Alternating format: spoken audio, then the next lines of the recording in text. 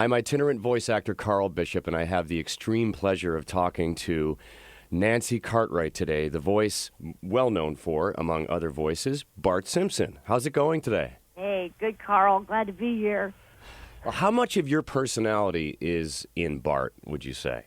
You know what? Probably, I'm sure that there is some personality there, but I think at this point I can kind of turn it on and turn it off. You know what I mean? I mean, crossing over from your own, like yourself, like how much is... Oh, I think everybody's got a little Bart Simpson in him, don't you? I mean, yeah, and I tend to want to have a little more Lisa Simpson. So, and talk about that, because when you went into audition for the show originally, you were called in for Lisa, right? Yeah, that's right. And, yeah, it just turned out that way, and I didn't turn it down. I was sort of intrigued. What is this show? Yeah. And then I found out it wasn't really a show at all. It was just this interstitial, connecting the show to the commercial and then back again. Yeah, this is back in the Tracy Ullman days when you guys were just that little bumper to commercial and then back into the show. That's right, and there wasn't anything like that. And I'm like, wait a minute. I said to my agent, wait, so it's not a show? No, it's not a show. I mean, no, it's something that connects the two. It's a bumper. I'm like, okay, well, all right, fine. So I figured it was just a job. And so I went in and, thinking I might get another job, another little paycheck, and it'll last, so many, we'll do so many of them, and then it'll be over with. And I went in and saw the audition that I was going to do, but next to it was the audition piece for Bart and a picture of him. And it just, wow, I mean, between 8-year-old middle child and 10-year-old school-hating underachiever and proud of it. I mean, there was no question. I am Bart Simpson. And I went in to do the audition, and I told Matt Groening, because it was just in front of him, I said, hey, look, I'm supposed to be reading for Lisa, but I want to read for Bart. Is that okay? He's like, yeah, no problem. I said, okay. Blah, blah, blah, blah, blah. And he goes, oh, my God, that's him. You're hired. And I'm not kidding. Right on the spot, Carl, he hired me. That's awesome. Right there on the spot. Yeah. Amazing. When you record the show, are you in the same room at the same time, acting together as an ensemble? Yes and no. Okay. Ideally, yes, and we still have our records on the Monday immediately following that Thursday's table read, which is the rehearsal for the writers. But when we go in on Mondays, sometimes people are not there, including myself. Okay. Because I could be anywhere on the planet, right, doing something else. And the great thing about voiceovers is you don't literally have to be there because of modern technology.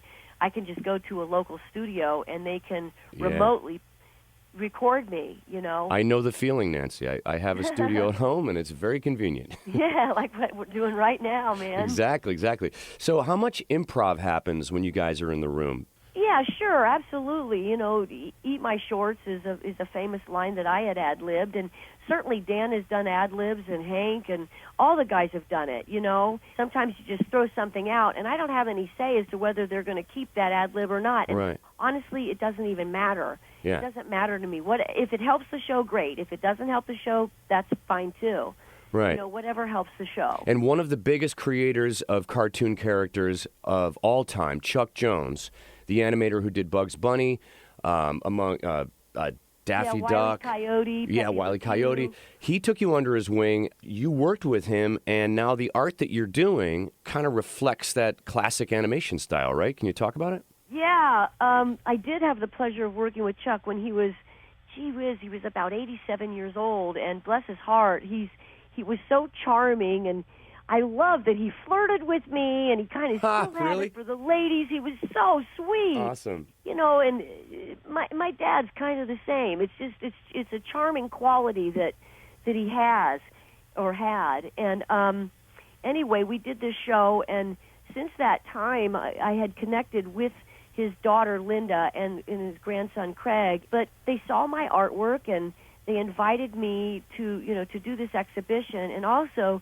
they presented me with the opportunity to be able to duplicate a derivative of one of Chuck's a couple of Chuck's pieces. Right, the Bugs Bunny one, right? Yeah, I did. Bugs Bunny is drawing Daffy Duck, and then there's another one of Wile E. Coyote holding up a sign with Chuck Jones's picture on it.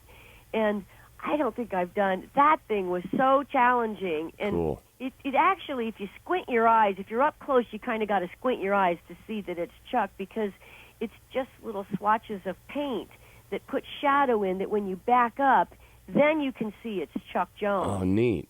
Yeah, it was really fun to do, and it took forever. But anyway, there you go. I'm so excited. I'm so tickled and honored that of all the galleries, that it's Chuck Jones's galleries, and without him, I don't know that we would be where we are today, because he contributed so much. Yeah, well, he's the top of his game, and now you're in the league. I'm so excited for you. Thank you.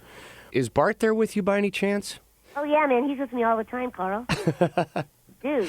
That Nelson ha-ha has been like part of my world for so long, too. Nancy, you're a gem. Thank you so much. All right. Thank you so much, too.